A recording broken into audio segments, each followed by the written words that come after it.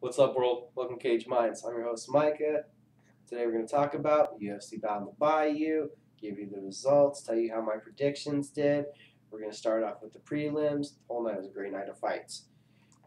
First fight, as we had it, Jesse Edwards took on Jorge Lopez. Our prediction was a unanimous decision victory with his striking for Jorge Lopez. That was not to be. It went the other way. Unanimous decision victory for Justin Edwards. New coming in, he had wrestling. His wrestling, his control was more effective. He still could gain some more, veteranship on the ground and more control of his opponent, keeping him on the ground. Went for some great submissions. It was all around great battle, and Justin Edwards now finds himself in the win column in the UFC.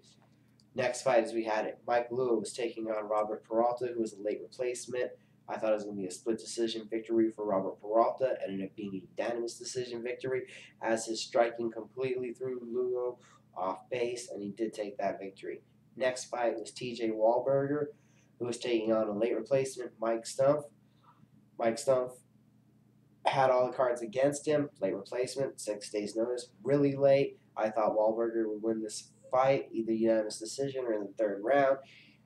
That it was a first round victory, a submission due to submission by a triangle choke. It was great leg lock and an impressive submission for Wahlberger. Next bout was Clay Harvison versus Seth Bastinsky. I had picked Bastinsky to win by a third round finish. Was kind of close on that one. It was a second round rear naked choke. Overwhelmed Harvison, took him to the ground and finished him off. Next bout was Ken Stone taking on Donnie Walker. Thought Stone would bounce back from his two previous losses in Zuffa, and he did nicely. With the first round rear naked choke, Walker not wanting to touch went all the way to sleep. Next fight was Matt Riddle versus Lance Benoit. I had picked Matt Riddle to win with the unanimous decision victory. It went the other way on me with Lance Benoit. Great back and forth battle, the wrestling, the striking. There was blood. It was a great contest. Next fight was Evan Dunham taking on Shamar Bailey. Thought this was an uneven matchup. Thought Dunham had it all the way with the unanimous decision. He did. He outworked him, outstruck him, showed his aggressive. Still needs to improve more, but great solid comeback win from Dunham after 2 straight losses. Next fight was Cody, the guillotine Mackenzie versus Wagner Roja. Thought Roja just had more tools in his bag. Thought he would take the unanimous decision victory.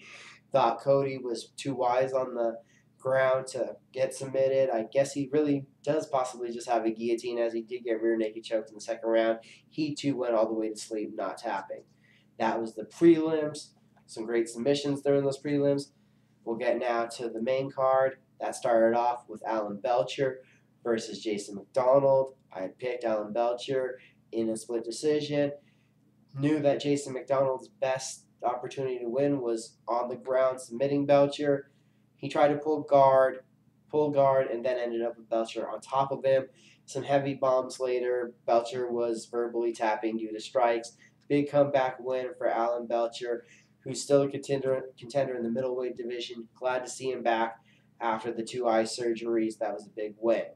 Next fight was Eric Koch taking on Jonathan Brookings, former Ultimate Fighter winner. I picked a first round knockout by Eric Koch. Didn't go completely that way. He won a unanimous decision victory. Hard fought bout.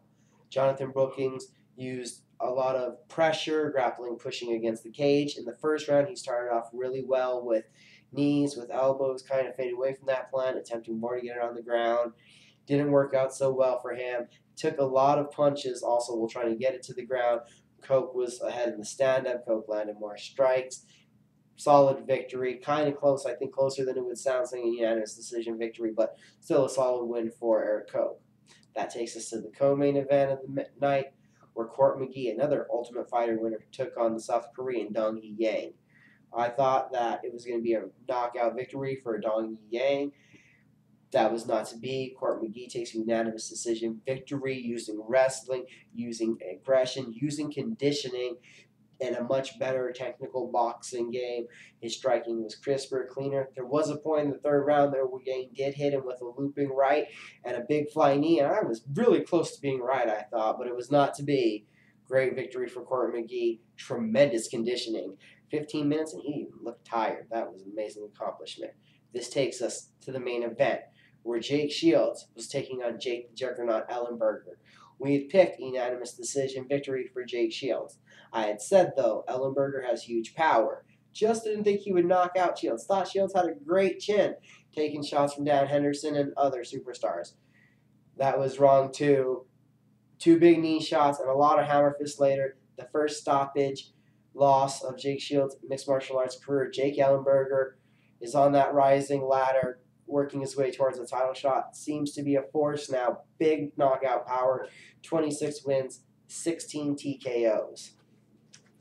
So that was another one wrong for me. On the UFC event, 8 correct selections, 4 wrong ones from a whole weekend, including Bellator. 12 correct with 5 wrong.